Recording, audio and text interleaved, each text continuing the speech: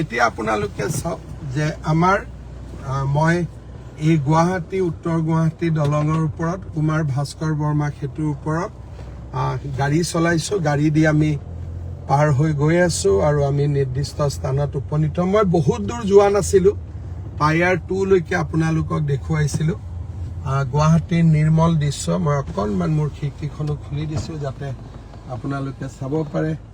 আজি মই আছো গুৱাহাটী আৰু উত্তৰ গুৱাহাটীৰ মাজত। আমি যি এখন নতুন বা সুন্দৰ দলং বনাইছো, সেই দলংখন আপোনালোকক দেখুৱাবলৈ মই ফাঁচী বজাৰত উপস্থিত আছো। আৰু ফাঁচী বজাৰৰ পৰা মই লাহে লাহে উত্তৰ গুৱাহাটীৰ ফালে খোজকাঢ়ি গৈ থাকিম আৰু আপোনালোকে মোৰ লগত গুৱাহাটী আৰু উত্তৰ গুৱাহাটীৰ ব্ৰিজখনৰ বা সেতুখনৰ যিটো সৌন্দৰ্য বা ইয়াৰ যিটো ইঞ্জিনিয়াৰিং মাৰ্ভেল, তাক আপোনালোকে উপলব্ধি কৰিব পাৰিব। 2019 চনৰ 9 ফেব্ৰুৱাৰী তাৰিখে প্ৰধানমন্ত্ৰী নৰেন্দ্ৰ মোদী ডাঙৰীয়াই এই দলংখনৰ আধাৰশিলা স্থাপন কৰিছিল। আৰু সেইগৰাকী প্ৰধানমন্ত্ৰী নৰেন্দ্ৰ মোদী ডাঙৰীয়াই 2026 চনৰ 14 ফেব্ৰুৱাৰী তাৰিখে এই দলংখনৰ শুভ উদ্বোধন কৰিব। আধাৰশিলা কৰিছিল 9 ফেব্ৰুৱাৰী, শুভ উদ্বোধন কৰিব 14 ফেব্ৰুৱাৰী। এই দলংখন কামৰূপৰ আটাইতকৈ বিখ্যাত সম্ৰাট বা নৃপতি কুমাৰ ভাস্কৰ বৰ্মাৰ নামত ৰাজ্য চৰকাৰে উৎসৰ্গা কৰিছে। এই ব্ৰিজখনৰ কেইবাটাও নতুন দিশ আছে। যদি আপোনালোকে গুৱাহাটী আৰু উত্তৰ গুৱাহাটী বা আমিনগাঁৱৰ ব্ৰিজখন চাই, তাৰ তুলনাত ই প্ৰায় 200 মিটাৰ বহল, অৰ্থাৎ ই এখন 6 লেন ব্ৰিজ। মই য'ত থিয় হৈ আছো তাত উত্তৰ গুৱাহাটীৰ পৰা গাড়ী আহিব। ইয়াত এটা লেন, 2টা লেন, 3টা লেন। আৰু ঠিক সেইধৰণে গুৱাহাটীৰ পৰা উত্তৰ গুৱাহাটীলৈ যোৱাৰ বাবেও 3টা লেন, অৰ্থাৎ এই দলংখন হৈছে 6 লেন। ইয়াত এখন দলং আৰু 6টা লেন। ইয়াত এই কাম কিহৰ কাৰণে সম্ভৱ হৈছে? এই যে আপোনালোকে লোহাৰ বাৰবিলাক দেখিছে, ইয়াক কয় এক্সট্ৰা ড'জ, অৰ্থাৎ এই দলংখনৰ যিটো লোড, এই দলংখনৰ লোড কেবল, ইয়াক আমি কেবল বুলি ক'ম। দলংখনৰ তলত আৰু ওপৰত থকা কেবলবিলাকে এই দলংখনৰ লোড পাইলৰ লগত সমানে লৈ থকা কাৰণে এই দলংখন 6 লেনযুক্ত হ'ব পাৰিছে। আমি যদি এই দলংখনৰ বিশেষত্বলৈকে চাওঁ, মুখ্য দলংখন 1.2 কিলোমিটাৰ, অৰ্থাৎ গুৱাহাটী উত্তৰ গুৱাহাটীৰ মাজত ব্ৰহ্মপুত্ৰৰ ওপৰত এই দলংখন 1.2 কিলোমিটাৰ। কিন্তু এই দলংখনলৈ অহাৰ আগতে আমি ভৰলুমুখৰ পৰা ফাঁচী বজাৰলৈ চাউথ বেংকত আমি আৰু এখন ফ্লাইঅভাৰ বনাইছোঁ, য'ত এতিয়াও গাড়ী চলি আছে। সেই ফ্লাইঅভাৰখন হ'ল 1.36 মিটাৰ, অৰ্থাৎ 1.36 কিলোমিটাৰ।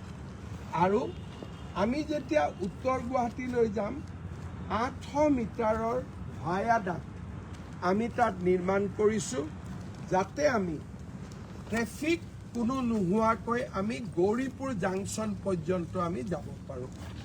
আপোনালোকে চাওক কি অপূৰ্ব দৃশ্য মই আপোনালোকক দেখুৱাইছোঁ। সুন্দৰ কৰি দলং নিৰ্মাণ হ'ল। সিটোফালে চাওক, তাতো 3টা লেন, ইয়াতো 3টা লেন। আৰু এই দলংখনেদি আমি ফাঁচী বজাৰ আৰু নলবাৰীৰ পৰা আহিলে, বাইহাটা চাৰিআলিৰ পৰা উঠিলে আমি গৌৰীপুৰত অৱতৰণ কৰিম, অৰ্থাৎ আমি গৌৰীপুৰত নামিম। বৰ্তমান অৱশ্যে গৌৰীপুৰৰ ওপৰত নেশ্যনেল হাইৱেৰ ওপৰত ট্ৰেফিক ছিগনেল নোহোৱা কৰিবৰ কাৰণে আমি ট্ৰাম্পেড এটা বনাই আছোঁ। সময় লাগিব, ই জুলাইত কমপ্লিট হ'ব। তেতিয়ালৈকে আমি এই দলংখন দি পাৰ হৈ IIT গুৱাহাটীলৈ অহা যিটো নেশ্যনেল হাইৱেৰ পইণ্ট আছে, আমি তাতে গৈ অৱতৰণ কৰিম, অৰ্থাৎ তাতে আমি ৰাষ্ট্ৰীয় ঘাইপথত উঠিম। এই দলংখনৰ কেইবাটাও ইঞ্জিনিয়াৰিং মাৰ্বেল আছে। প্ৰথম, ভাৰতত এক্সট্ৰা ড'জ, মই আকৌ কৈছোঁ, these are extra dosed cables. Extra dosed এনেকুৱা ব্ৰিজ আমাৰ ভাৰতত খুব সম্ভৱ এইখন দ্বিতীয়খন। কিন্তু এই ব্ৰিজখনত ইঞ্জিনিয়াৰিং বহুকেইটা মাৰ্ভেল আছে। ইয়াত ফিউচন পেণ্ডুলিয়াম বিয়েৰিং এনেকুৱা ধৰণৰ কাৰিকৰী দিশ সংযোজিত কৰা হৈছে, যি ভাৰতত থকা আন এক্সট্ৰা ড'জ ব্ৰিজত বৰ্তমানলৈকে নাই। অৰ্থাৎ সুৰক্ষাৰ দৃষ্টিভংগীৰে, আন সকলো দৃষ্টিভংগীৰে এই দলংখন সম্পূৰ্ণভাৱে সুৰক্ষিত। মই আৰু এবাৰ নান্দনিক দৃশ্যটো আপোনালোকক দেখুৱাইছোঁ, কিমান সুন্দৰ লাইটিঙেৰে, কি ধৰণে ই এটা সম্পূৰ্ণ জীৱন্ত প্ৰাণৱন্ত এটা লুক আমাৰ সম্পূৰ্ণ ব্ৰিজখনৰ। এই দলংখনত আহি আপোনালোকে, মই য'ত থিয় হৈ আছোঁ, মোৰ সন্মুখত মা কামাখ্যাৰ মন্দিৰ। এই দলংখনত থিয় হৈ মা কামাখ্যাৰ মন্দিৰটো আমি সুন্দৰ কৰি মা কামাখ্যাৰ মন্দিৰৰ দৰ্শন লাভ কৰিব পাৰোঁ। মোৰ মনত এটা ইচ্ছা আছিলে, মই ৰাতিপুৱা কৈছিলোঁ যে 14 তাৰিখে দলংখন আমি যেতিয়া শুভ উদ্বোধন কৰিম, 28 ফেব্ৰুৱাৰীলৈকে এই দলঙত আমি গাড়ী মটৰ উঠিব নিদিওঁ। অৰ্থাৎ 21 তাৰিখলৈকে এই দলং, 28 তাৰিখলৈকে অৰ্থাৎ ফেব্ৰুৱাৰী মাহ, গুৱাহাটীৰ ৰাইজে এই দলংখনৰ ওপৰেদি খোজকাঢ়ক, অসমৰ ৰাইজে এই দলংখনৰ ওপৰেদি খোজকাঢ়ক আৰু নিৰ্মল আৰু পবিত্ৰ বতাহ ইয়াতে সেৱন কৰক। 1 মাৰ্চৰ পৰা গাড়ী অহা যোৱা কৰিব, কিন্তু বাছ আৰু ট্ৰাক এই দলংখনত আমি অহাটো বিচৰা নাই, কাৰণ ই গুৱাহাটীৰ শুক্লেশ্বৰ ঘাটত অভূতপূৰ্ব যান জঁটৰ সৃষ্টি কৰিব। আমি বিচাৰিছোঁ যে বাছ আৰু ট্ৰাক বৰ্তমানৰ শৰাইঘাটৰ দলঙেদি চলি থাকক। 4 চকীয়া, 3 চকীয়া, 2 চকীয়া এই গোটেইখিনি আমাৰ এই দলঙেদি অহা যোৱা কৰিব পাৰিব। আমি ইয়াতে এই দলংখনেদি অহা যোৱা কৰিবৰ বাবে কাৰো পৰা আমি 1 পইচাও নল'ম। খালি বাছ আৰু ট্ৰাক যদি আহিব খোজে তেতিয়াহে আমি টোল ল'ম। অৰ্থাৎ যাৰ গাড়ী আছে, স্কুটাৰ আছে, মটৰচাইকেল আছে বা অটো ৰিক্সা আছে, তেওঁলোকে ধুনীয়াকৈ এই দলঙেদি অহা যোৱা কৰিব পাৰিব। অৱশ্যে আমি স্পীড এটা কণ্ট্ৰল ৰাখিম, যাতে কোনেও গৈ আমাৰ ভৰলুমুখৰ পৰা অহা গাড়ীত খুন্দা মাৰিব নোৱাৰে। ইয়াত অকণমান কাম এতিয়াও বাকী আছে, কাৰণ উদ্বোধন হোৱা নাই। 14 তাৰিখেহে উদ্বোধন হ'ব। মই মাত্ৰ গাড়ীখন অকণমান ড্ৰাইভ কৰি এটা মই আপোনালোকক ফিল দিব খুজিছোঁ যে কেনেকৈ গুৱাহাটী আৰু উত্তৰ গুৱাহাটী দলঙত এতিয়া আমি গাড়ী চলাব পৰা হ'লোঁ। ইনফেক্ট মোৰ গাড়ীখন আহি আছে, আপোনালোকে দেখিছে। মই একবাৰ অকণমান গাড়ীখন দি চলাই মই নিজেও এটা এক্সপিৰিয়েঞ্চ ল'ব খুজিম আৰু আপোনালোককো এক্সপিৰিয়েঞ্চ এটা মই দিব খুজিম। পুনৰবাৰ আপোনালোকক মই দেখুৱাইছোঁ, মই যি স্থানত থিয় হৈ আছোঁ সেই স্থানতে পবিত্ৰ মা কামাখ্যা মন্দিৰ। আমাৰ এই দলংখনত ফুটপাথ আছে, গতিকে যেতিয়া গাড়ী চলাচল কৰিব, খোজকাঢ়িও আমি এই ফুটপাথেদি অহা যোৱা কৰিব পাৰিম। মই আমাৰ ইঞ্জিনিয়াৰসকলক কৈছোঁ যে খোজকাঢ়ি যোৱাৰ লগে লগে চাইকেল ট্ৰেক এটাও আমি কৰিব পাৰোঁ নেকি।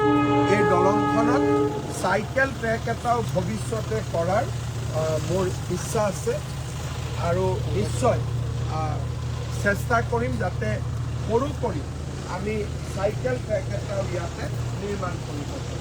মই অকণমান গাড়ীখনত উঠি আপোনালোকক দেখুৱাব খুজিছোঁ যে আমাৰ ব্ৰিজখন দৰাচলতে এতিয়া হৈ গ'ল যে আমি গাড়ী দিও যাব পাৰোঁ। এতিয়া আপোনালোকে দেখিছে আৰু অকণমান মোক আমাৰ ছিট বেল্টটো মাৰি লোৱা উচিত। হয়, এতিয়া আপোনালোকে চাওক যে আমাৰ মই এই গুৱাহাটী উত্তৰ গুৱাহাটী দলঙৰ ওপৰত কুমাৰ ভাস্কৰ বৰ্মা সেতুৰ ওপৰত গাড়ী চলাইছোঁ। গাড়ী দি আমি পাৰ হৈ গৈ আছো আৰু আমি নিৰ্দিষ্ট স্থানত উপনীত। মই বহুত দূৰ যোৱা নাছিলোঁ, পায়াৰ 2 লৈকে আপোনালোকক দেখুৱাইছিলোঁ। গুৱাহাটীৰ নিৰ্মল দৃশ্য মই অকণমান মোৰ খিৰিকীখনো খুলি দিছোঁ যাতে আপোনালোকে চাব পাৰে। মা কামাখ্যা মন্দিৰ গুৱাহাটী এইসকল, আৰু আমি এতিয়া কুমাৰ ভাস্কৰ বৰ্মা সেতুৰে গাড়ী চলাই আপোনালোকক আমাৰ নতুন সেতুখন পৰিচয় কৰাই দিবলৈ চেষ্টা কৰিছোঁ। মই আৰু অলপ আগত যাব পাৰিলোহেঁতেন, কিন্তু আগত ৰং আদি দি আছে, কালাৰ পেইণ্টিং কৰি আছে, আমাৰ শ্ৰমিকসকলে কাম কৰি আছে, কাৰণ ব্ৰিজখন এতিয়াও সম্পূৰ্ণ হোৱা নাই। প্ৰধানমন্ত্ৰী নৰেন্দ্ৰ মোদী ডাঙৰীয়া 14 তাৰিখে আহিব, 13 তাৰিখে ৰাতি 12 বজাত আমি ব্ৰিজখন সম্পূৰ্ণ কৰিব পাৰিম। মই এইটো চাওক, প্ৰথম লেনেদি মই গাড়ী চলাইছোঁ, এইটো হ'ল ফাৰ্ষ্ট লেন। তাৰপিছত মই ছেকেণ্ড লেনলৈকে গৈছোঁ, এইটো হ'ল ছেকেণ্ড লেন, আৰু এতিয়া মই থাৰ্ড লেনলৈকে গৈছোঁ। আৰু এইটো হ'ল উত্তৰ গুৱাহাটীৰ পৰা অহাৰ ৰাস্তা। কুমাৰ ভাস্কৰ বৰ্মা সেতু আপোনালোকৰ কাৰণে সাজু হৈ উঠিছে। 14 তাৰিখে প্ৰধানমন্ত্ৰী নৰেন্দ্ৰ মোদী ডাঙৰীয়াই এই সেতুখন উদ্বোধন কৰিব। আপোনালোক সকলোৱে উদ্বোধনী অনুষ্ঠান চাব মই আপোনালোকক নিমন্ত্ৰণ কৰিছোঁ। অৱশ্যে সিদিনাখন আমি ইয়াত ডাঙৰ সভা ৰখা নাই, মাত্ৰ প্ৰধানমন্ত্ৰী ডাঙৰীয়াই দলংখন চাব, উদ্বোধন কৰিব।